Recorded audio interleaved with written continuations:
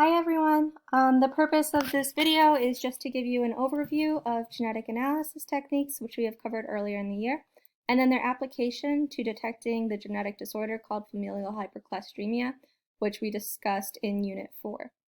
So everything from this point forward should be a review. I'm going to start off by just going over some of the structural things about DNA that are relevant to this procedure. So in Unit 1, we went over the shape of DNA when you built it with those 3D magnetic models. So if you remember, it was a double helix, which means it's kind of like this windy staircase shape.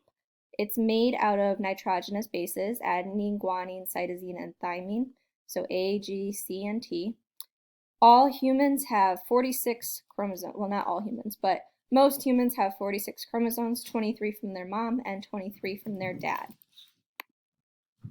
Okay. So these are the models that we used. If you remember, during Unit 1, you built DNA with phosphate, deoxyribose sugar, and adenine, guanine, cytosine, and thymine, your 4 nitrogenous bases. Genes are segments of the DNA that code for a specific trait. Introns and exons you don't need to be as familiar with, but I'd like you to just have some exposure to it now. Not everything in your DNA codes for a protein. So the areas that don't code for anything, we call those introns. Lots of times scientists will just refer to this as junk DNA because as far as we know, it doesn't do anything. The exons are the areas where the genes are housed. So these are the areas that actually code for traits. They contain genes. Okay, so DNA is made up of these repeating units called nucleotides. Nucleotides are one phosphate, one deoxyribose sugar, and then one of those nitrogenous bases, either A, T, G, or C. If you remember those phosphate groups with the oxygen and the phosphate, the red and yellow ones, they have a slight negative charge on them, and that's going to become important when we talk about gel electrophoresis at the end of this video. You remember the pairing rules, so adenine pairs with thymine, apple in the tree. Cytosine pairs with guanine, car in the garage. Those base pairs make up the rungs of your ladder, and then the backbone is made up of your deoxyribose sugar and your phosphate groups. This ladder twists to form your double helix. The way that those nitrogenous bases are held together is by hydrogen bonds. There's 3 hydrogen bonds between your GC pairs, so 1, 2, 3 between guanine and cytosine, and there's only 2 that hold together your adenine and thymine, so 1, 2. Also notice that cytosine and thymine are only made with 1 ring, whereas adenine and guanine are made with 2 rings. So that should sound familiar because I gave you the mnemonic that adenine and guanine are purines. And the way you remember it is that purines sounds like the word pure, like angels. So A and G, adenine and guanine are purines. Angels have 2 wings. Adenine and guanine have 2 rings, 1, 2, 1, 2. Pyrimidines are the other 2, so that's your thymine and your cytosine. Purines always bind with pyrimidines, so A pairs with T, G pairs with C.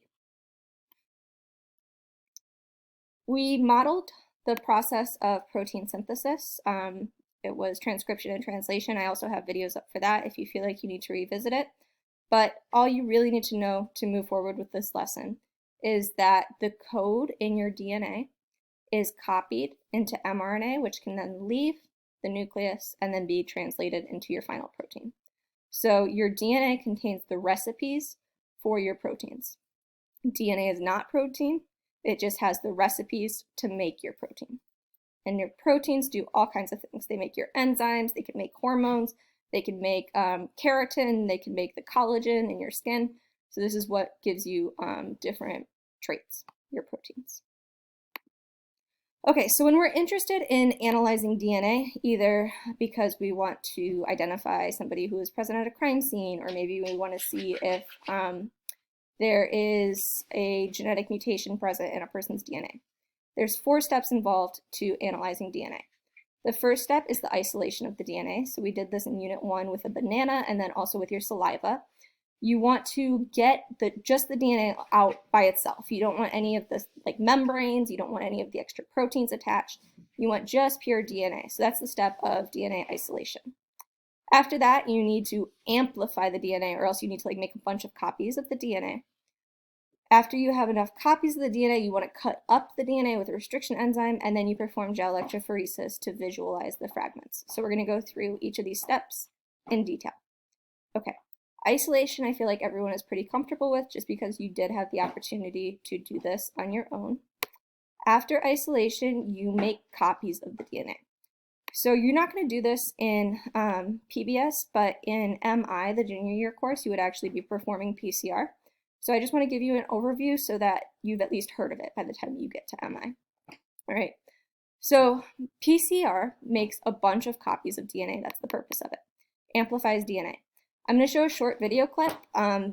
There's going to be a lot of very technical words used. You're not responsible for the vocabulary in this clip, but I do want you to just pay attention to the animation because I feel like it really summarizes the process very well.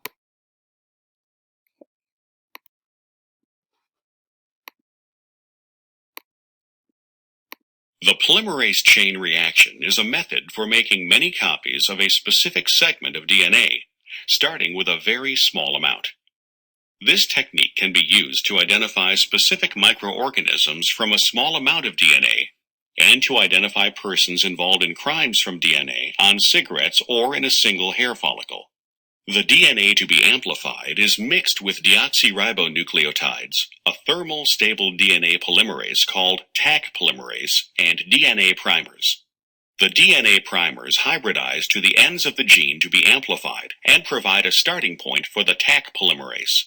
The mixture is heated to break the hydrogen bonds in the DNA, forming single-stranded molecules. The mixture is then cooled sufficiently to allow the DNA primers to anneal to each end of the segment to be copied. Taq polymerase then synthesizes the complementary strand of DNA using the primer as the starting point. The temperature is raised again to separate the DNA strands and then lowered sufficiently to allow the primers to attach. Taq polymerase now synthesizes another set of new complementary strands. This process is repeated until... Okay, so you notice that the way it copies just a portion of the DNA, right? So the primers bind to the template and then they only copy in one direction. So this lets us isolate the segment of the DNA that we care about. We don't want to amplify the entire genome. We just want that exon, that gene coding region that we're interested in. Until enough DNA has been produced to be identified or used for further research.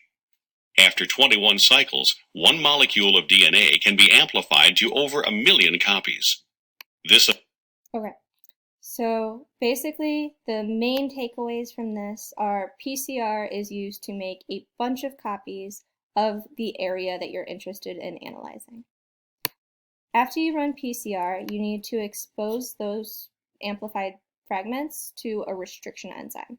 The restriction enzyme, we simulated this when I gave you slips of paper that had DNA segments on them. So I gave you strips of paper for Anna and all of the suspects, the people of interest in her case. And then you used a restriction enzyme to make a cut every time you found the sequence that the restriction enzyme cuts at. So there's different restriction enzymes. The one we used cut every time it found the base pairs GGCC in that order. Restriction enzymes do just that. So they go through the DNA and they look for a specific sequence. If they find it, they make a slice. If they don't find it, they do not make a slice.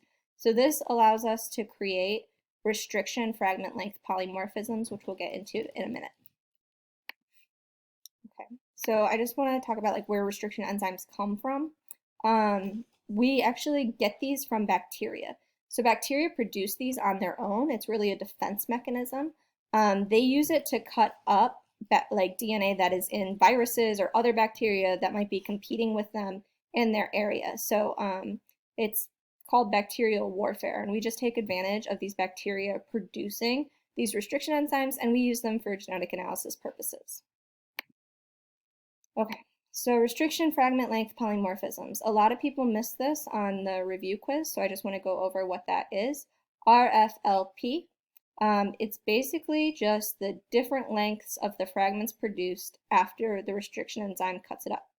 So if this person's DNA, this normal person's DNA, has the sequence GGCC, The restriction enzyme makes a slice there and 2 fragments are produced. This person with the disease does not have that sequence within the DNA that we're looking at. So the restriction enzyme did not make a cut, and we only have 1 band at the end here.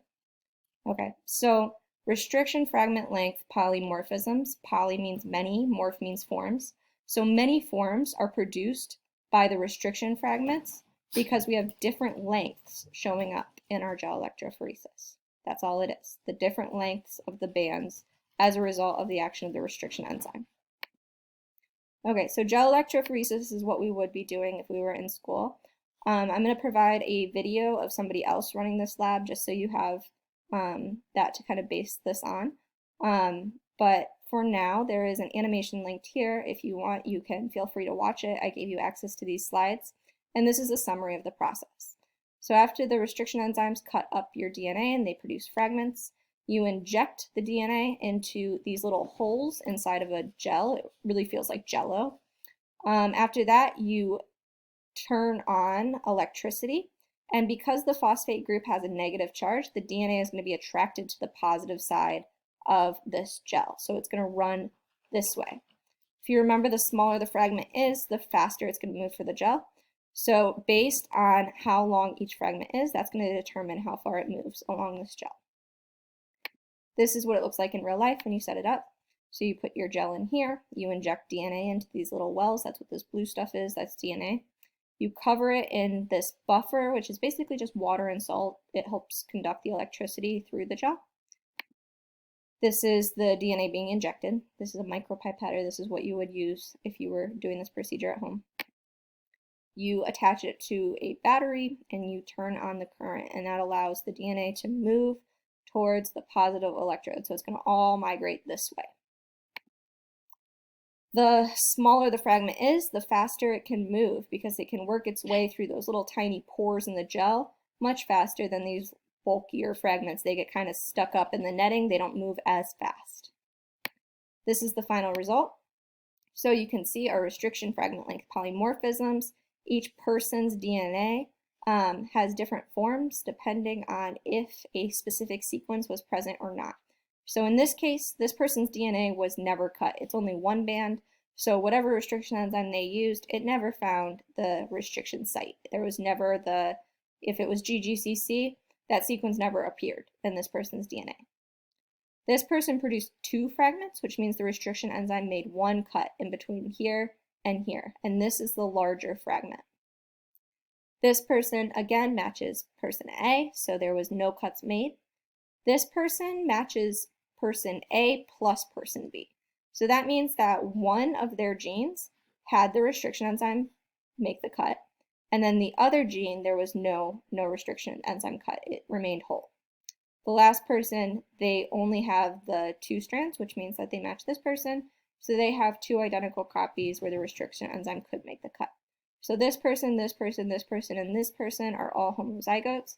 This person with 3 bands, because it is a combination of both this genotype and this genotype, they must have 2 copies.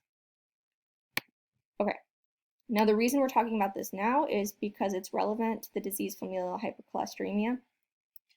Familial hypercholesteremia is a dominant genetic disorder. That means that both the homozygote and the heterozygote genotype would express the symptoms of this disease. So if you remember, Anna's LDL levels were very high, and her HDL levels were normal. Everyone did pretty well with these questions, so I think we're pretty comfortable with what LDL is and what HDL is. I'm just going to blow through it pretty quickly, but if you have any questions, you can feel free to ask. LDL, or low density lipoprotein, is what is often referred to as the bad cholesterol.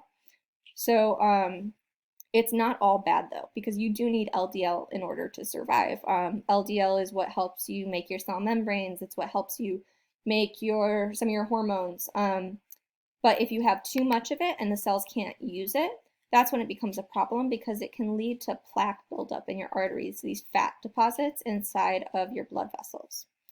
HDL is often referred to as the good cholesterol, and this is what moves that LDL out of the bloodstream and to the liver where it can be excreted. So this keeps you from getting too much LDL built up in your bloodstream. Now, if you have familial hypercholesteremia, basically what happens is your LDL receptor, or the doorway that's supposed to let LDL into your cells and into your liver, is broken. So when that's the case, you have just LDL that is running free in the bloodstream and is unable to be taken up by other cells in the body. So that is why we are investigating Anna's DNA for this particular mutation, because she has high LDL levels, but her HDL levels are normal. So we have to think beyond diet. Maybe something else is causing these results in her labs. Okay, so tomorrow what you're going to be doing is you're going to be watching somebody carry out the gel electrophoresis portion of the lab. The first 3 steps have already been done for her. So I'm going to go back to that slide. The DNA has already been isolated from Anna and from her father and from her brother and all of her other family members. It's already been amplified and it's already been cut up with restriction enzymes. So you're going to watch somebody just perform gel electrophoresis with these restriction enzyme digests, and you're going to see how this is done. You'll answer questions and those will be graded. Today, I just want you to take notes on this video, go back to any of the concepts that you're not sure about. I'm happy to meet with you on audio conferencing from 11 to 12, or if that time doesn't work for you, you can just message me on Remind and let me know that you feel like you need some additional support. Other than that, use these slides and the links that are embedded, and make sure you are comfortable with this topic so we can move forward. Okay, have a good day.